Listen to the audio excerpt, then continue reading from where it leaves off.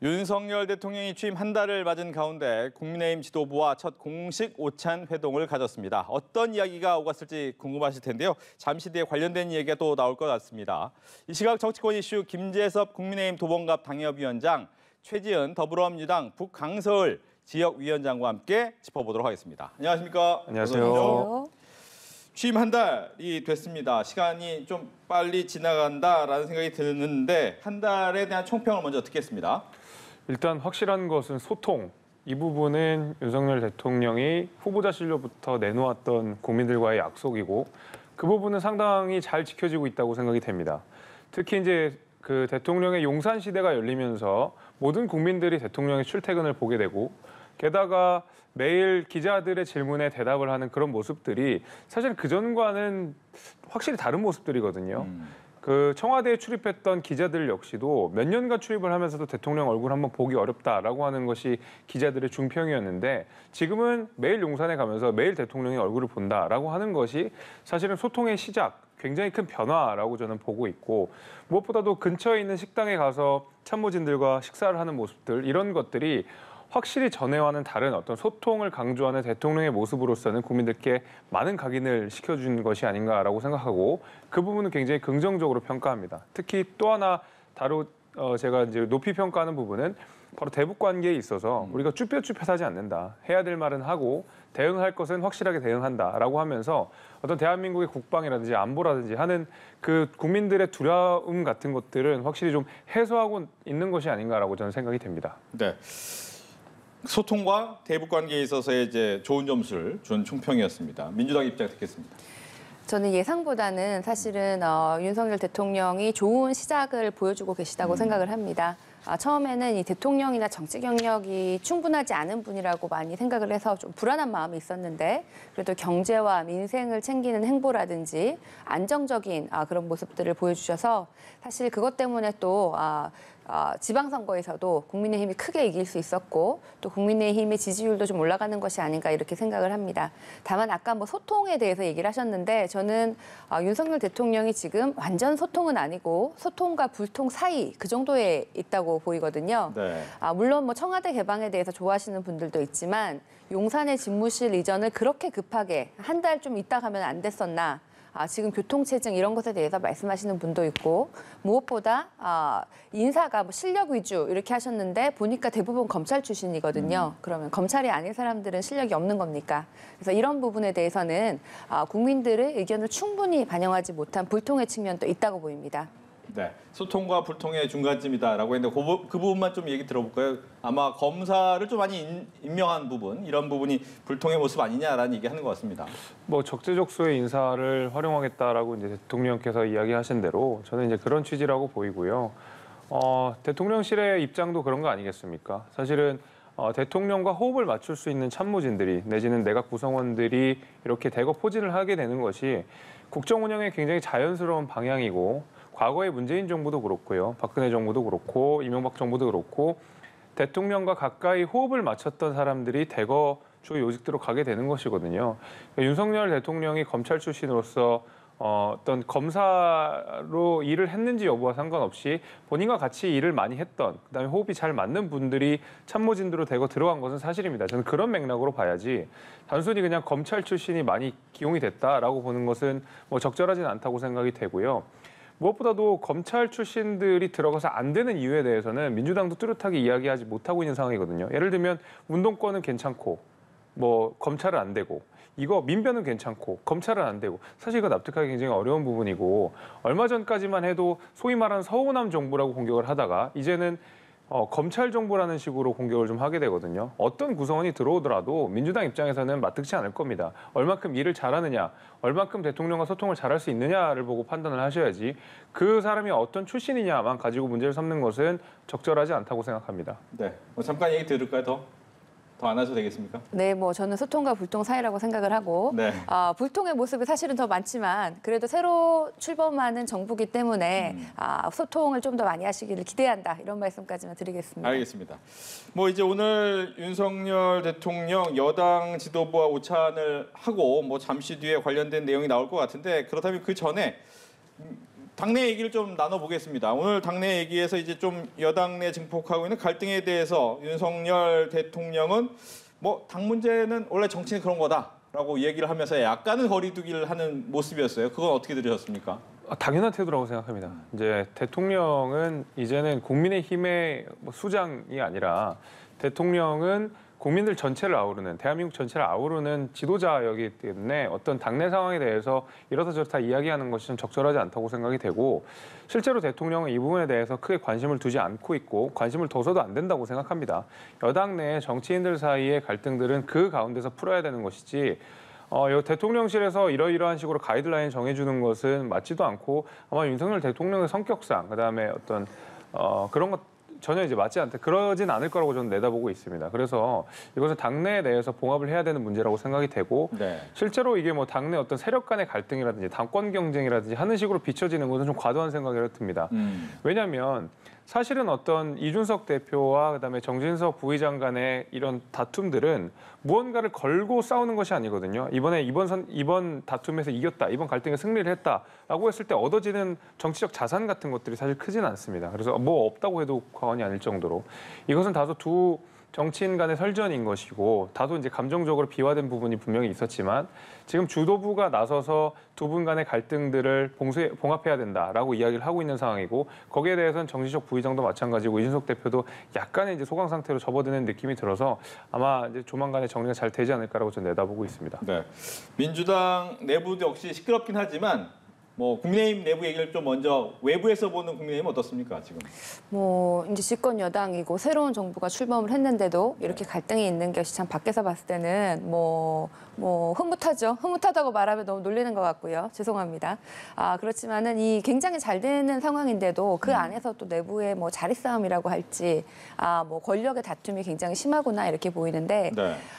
저는 사실 이준석 대표는 다른 당의 상대 당의 대표지만 청년으로서 영선으로서 그 당 대표가 되고 굉장히 상징적인 인물이라고 생각을 하고, 이준석 대표가 당 대표가 되기 전에 국민의힘은 계속 선거를 지고 있었어요. 그래서 좀 꼰대 정당, 뭐 보수의 정당, 탄핵을 당하고 아직까지 완전 실패한 정당이었는데 이준석 대표가 당 대표 된 이후로 선거가 지금 계속 이기고 있고, 무엇보다도 국민의힘이 변한다.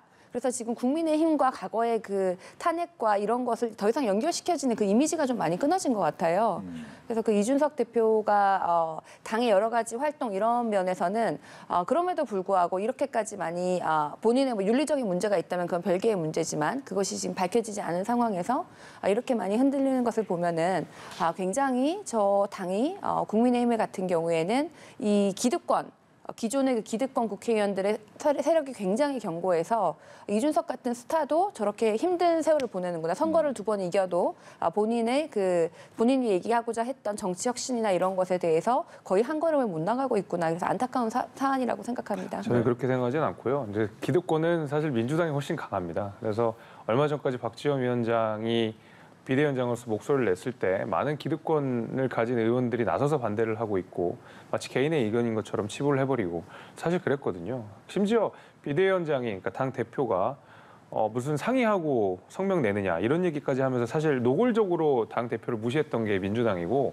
국민의힘은 그렇지는 않습니다. 오히려 기득권 세력들이 그다음에 국민의힘 전신 정당에서 보여줬던 안 좋은 모습들이, 구태한 모습들이 그런 모습들을 가졌던 의원들이 상당 부분 2020 총선에서 낙선을 하게 되면서 오히려 지금 국민의힘 내부는 젊은 정치인들이 자라날 수 있는 토양들이 굉장히 많이 있고, 당연히 이준석 대표도 그 일환으로서 대표까지 올라갈 수 있었던 것이고요. 이것은 정말 말 그대로 어떤 대표와 다른 의원들 간의 갈등, 내지는 설전, 이 정도의 양상으로 봐주시면 좋을 것 같고, 이것이 어떤 기득권과 비기득권의 싸움이라고 보기에는 사실은 어느 지도부나 어느 대표나 늘 공격은 당합니다. 제가 비대위원으로 있었을 때, 지도부로 있었을 때 하루가 멀다 하고 지도부에 대한 공격들이 있었고 비대위원장 흔든다는 메시지들이 굉장히 많이 있었거든요. 그래서 이거는 늘상 있는 일이기 때문에 이것을 뭐 과도하게 해석한다든지 개파 간의 갈등이라든지 아니면 이준석 대표를 찍어 누른다든지 이런 식으로 해석하는 것은 다소 좀 과한 측면이 있다라고 말씀드리겠습니다. 네. 근데 지금 잠깐 얘기를 하셨지만 선거에서 계속 이긴, 그리고 젊은 당 대표에 대해서 그렇게 하는 것이 과연 흔들기 아니냐라는 시각이 있을 수밖에 없거든요. 왜냐하면 선거를 져왔다면 당연히 지도부를 공격하면 합당한 이유가 있겠구나라고 하는데 선거도 잘 치러왔는데 왜 그렇게 공격을 해야지라는 생각이 든단 말이죠. 선거에서 지면 흔들기 전에 먼저 물러나게 됩니다. 그 민주당의 사례도 잘 보다시피 재보궐선거 끝나자마자 참패를 하고 나서 지도부 다 물러나갔죠. 대통령 선거 끝나자마자 지도부 다 물러나갔죠. 흔들기 전에 이미 선거에 끝나면 물러나게 됩니다. 원래 선거에 끝난 이후에 그다음에 당권 경쟁 내지는 그 안에 계파 갈등 등등 여러 가지 양상으로 싸움이 벌어지는 것이 너무 자연스러운 일이거든요. 과거에 제가 이제 지도부에 있었던 비대위원 시절에 재보궐선거에 압승한 뒤에 바로 그 다음날 김종인 비대위원장이 사퇴를 하고 나가셨습니다. 이것이 그 이후에 벌어질 어떤 계파 간의 갈등이라든지 뭐 자리 싸움 같은 논란을 피하고 싶어서 일부러 그냥 바로 그 다음날 나오신 거거든요. 그러니까 늘 지도부라는 자리가 그렇습니다. 그래서 예를 들면 선거에 이기고 지고를 떠나서 졌다 그러면 무조건 그냥 나가는 거고 흔들기도 전에 나가는 것이고 이겼기 때문에 흔들 수 있는 겁니다. 그런 측면으로 바라보시면 좋을 것 같습니다. 알겠습니다.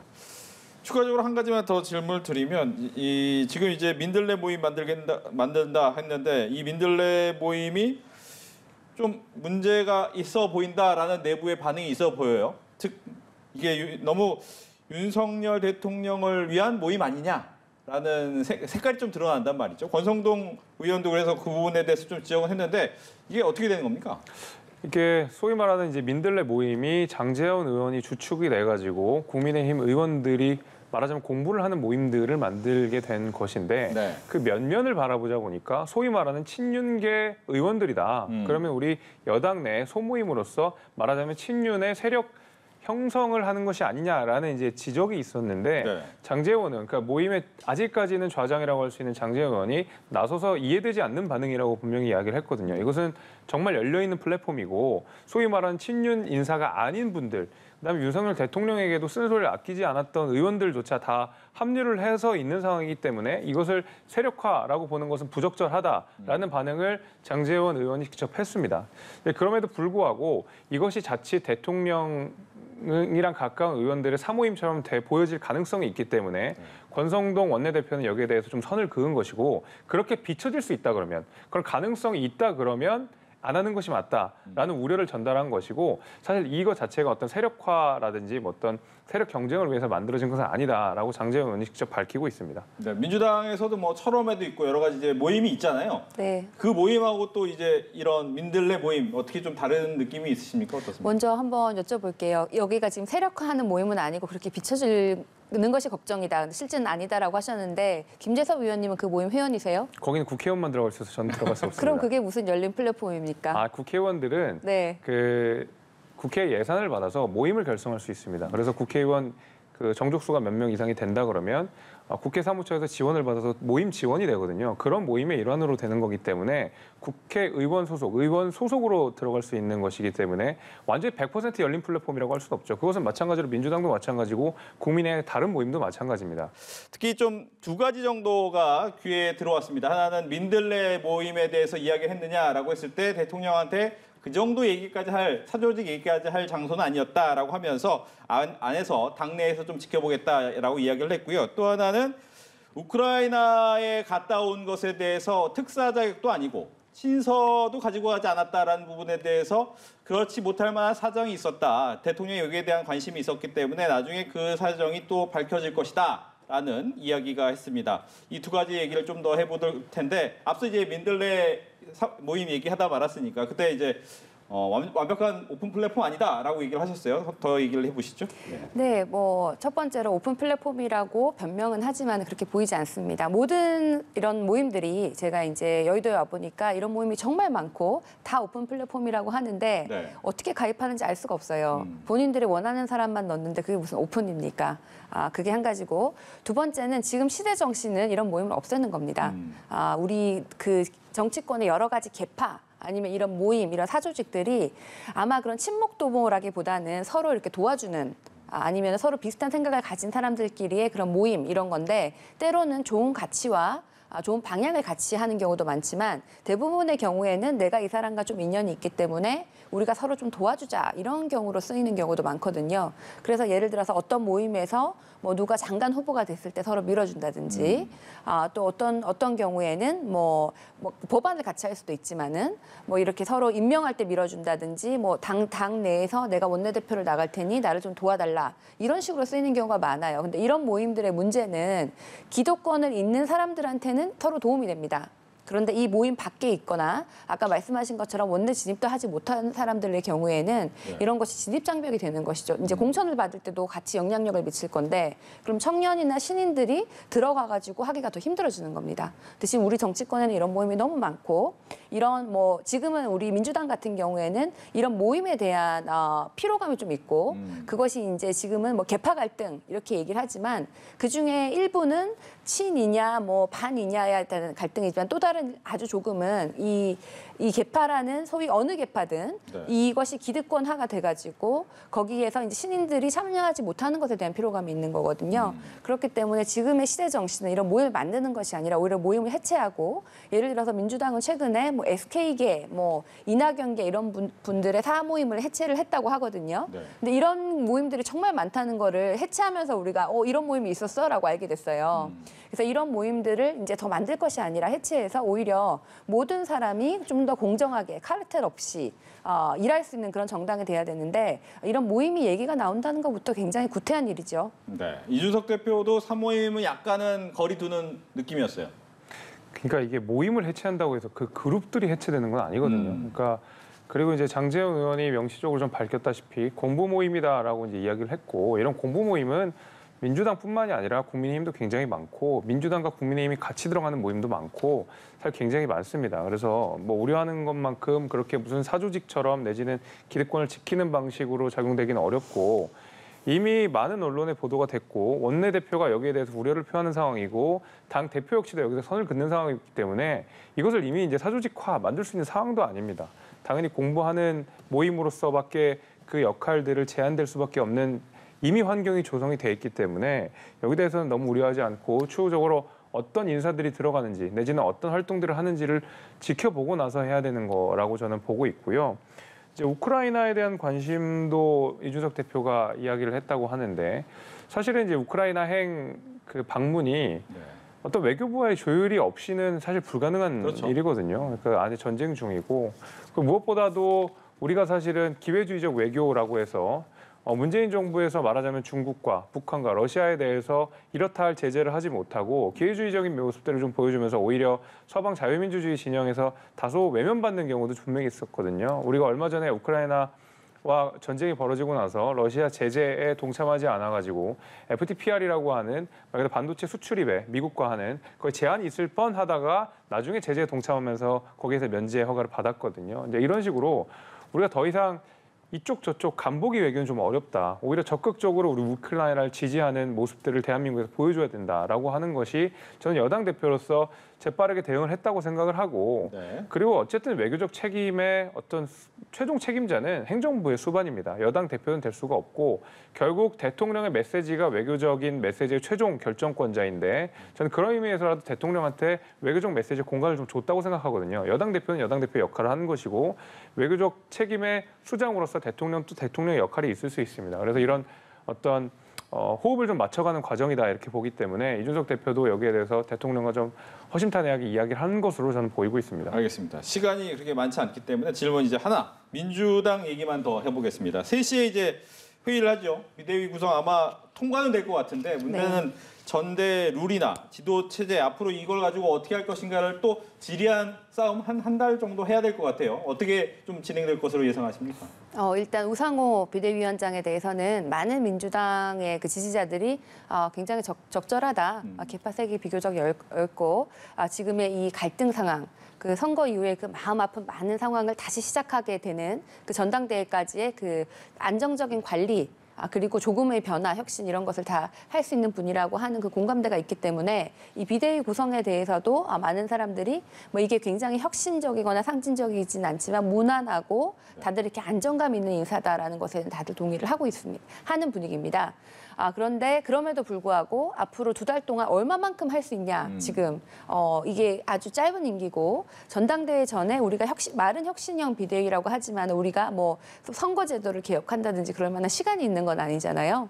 그래서 그런 것에 대한 논의는 계속 이제부터 시작을 해야 되지만 구체적인 성과를 여기서 낼 수 있는 것은 아마 그 전당대회와 관련된 그 당대표를 뽑는 룰 이런 것이 위주일 것 같거든요. 그래서 지금 당원대 대의원의 그 룰에 비율을 바꾼다든지 아니면은 지금 우리 당은 6개월 전에 권리당원으로 신청을 해야 전당대회에서 투표를 할 수가 있는데 그럼 그 투표권을 조금 근데 그 대선 이후에 많은 젊은 여성들을 포함해서 대거 입당한 당원들은 그럼 투표권이 없어요. 그러니까 이분들까지 투표권을 줄 수 있게 이 기간을 단축한다든지 아니면은 나중에 2달 있다가 당대표가 선출되는 방식도 하나는 지금과 똑같이 당대표를 뽑고 최고위원을 따로 뽑아서 당대표가 지도부고 최고위원은 그 주변에 다른 최고위원인데 이걸 집단형 지도 체제로 할 건지 그러면은 선거를 한 번만 하는 겁니다. 그래서 1등은 당대표고 2등부터는 최고위원이 되는 거예요. 그래서 어떤 식으로 할 건지에 대해서 아마 여러 가지 논의가 있겠지만 거기에 대해서는 사실은 이제 우리 당 지지자들이 보셨을 때는 이게 조금 더 이 당대표 후보에게 유리한가 이게 좀 더 불리한가 이러면서 개파를 생각하면서 의심하실 수도 있을 것 같아요. 그런 것을 다 내려놓고 좀 중립적인 상황에서 가장 지금 현재 당에서 도움이 되고 조금 더 선진적인 정치를 하는 방법으로 이 비대위원들이 잘 꾸려나가시길 바랍니다. 알겠습니다. 이렇게 해서 정치권 이슈 두 분과 함께 들어봤습니다. 오늘 이야기 잘 들었습니다. 맞습니다.